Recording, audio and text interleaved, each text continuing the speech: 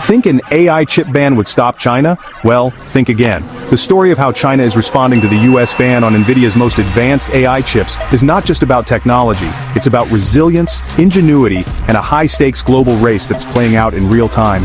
What's happening right now in China's tech world is nothing short of extraordinary, and it's sending shockwaves through the entire semiconductor industry. Spoiler alert, instead of slowing down, the ban has sparked a wild repair gold rush. All across China, from the biggest tech hubs in Shenzhen and Shanghai to small repair shops in lesser-known cities, there's a frenzy to get hands on every Nvidia chip possible. The demand is so intense that even chips once considered junk are now being hunted down, dusted off, and brought back to life. Here's what's wild. This isn't just a few people tinkering in back rooms. It's a full-blown industry, with networks of buyers, sellers, and repair experts all working together to keep China's AI dreams alive. Let's rewind for a second. The US government, worried about China's rapid advances in artificial intelligence, decided to block the sale of Nvidia's top AI chips to Chinese companies. We're talking about chips like the A100 and H100, absolute powerhouses that drive everything from cutting-edge AI research to massive data centers, and even the latest breakthroughs in machine learning. These chips are the brains behind systems like ChatGPT, advanced facial recognition, and next-gen surveillance. The idea was simple. Cut off China's access to the best hardware, and you slow down their progress.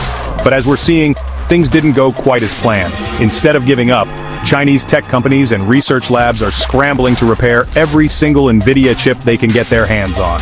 It's a nationwide effort, with everyone from university researchers to private repair shops joining the hunt. Some companies are even sending teams overseas to buy up used servers, just to strip out the precious Nvidia chips inside.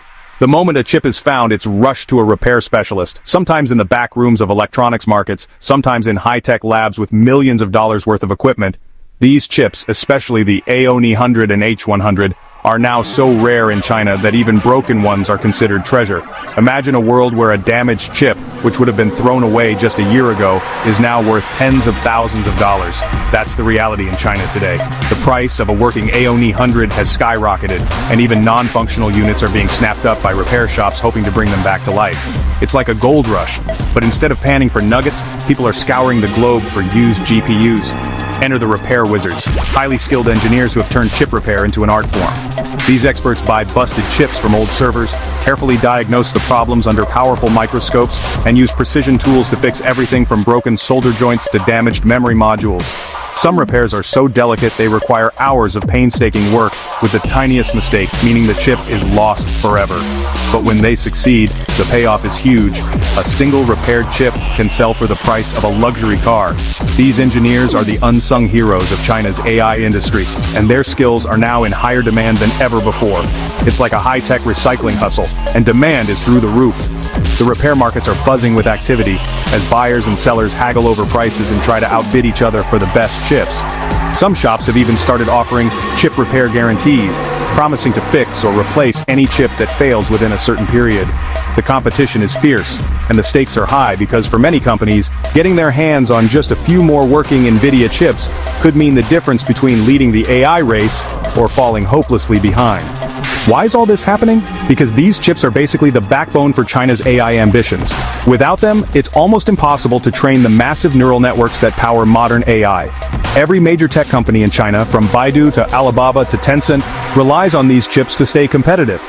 Universities and research labs need them to push the boundaries of what's possible in machine learning and robotics. Even government projects depend on them for everything from smart cities to national security. In short, whoever controls the supply of these chips controls the future of AI in China. With new ones off limits, repairing old ones has become a booming business. Some companies have set up entire assembly lines dedicated to refurbishing and testing used Nvidia chips. Others are partnering with universities to develop new repair techniques, hoping to squeeze a few more years of life out of every chip they can find. There are even rumors of chip brokers who specialize in tracking down rare models and shipping them across borders, sometimes in secret, to avoid detection by customs officials. It's a shadow economy that's growing by the day, fueled by the insatiable demand for AI hardware. Some experts say this could keep China's AI race going for years, ban or no ban. As long as there are chips to repair, China's tech giants will find a way to keep their AI projects moving forward. In fact, some analysts believe the repair boom could actually make China's AI industry more resilient in the long run by forcing companies to innovate and find new ways to stretch their resources. It's a classic case of necessity breeding invention, and it's turning China into a global leader in chip repair and refurbishment. Meanwhile, China's not just sitting back and relying on old chips. The country is pouring billions into developing its own superchips, hoping to one day rival Nvidia and break free from foreign technology. Dozens of startups and state-backed companies are racing to design the next generation of AI hardware, and the government is offering massive incentives to anyone who can deliver results. But building a world-class chip industry from scratch is no easy task. It takes years of research, billions in investment, and a global supply chain that's still dominated by a handful of companies in the US, Taiwan, and South Korea. For now, China's homegrown chips just aren't quite there yet. So until then, repaired Nvidia chips are worth their weight in gold. In fact, some are calling them the new gold standard for China's tech industry.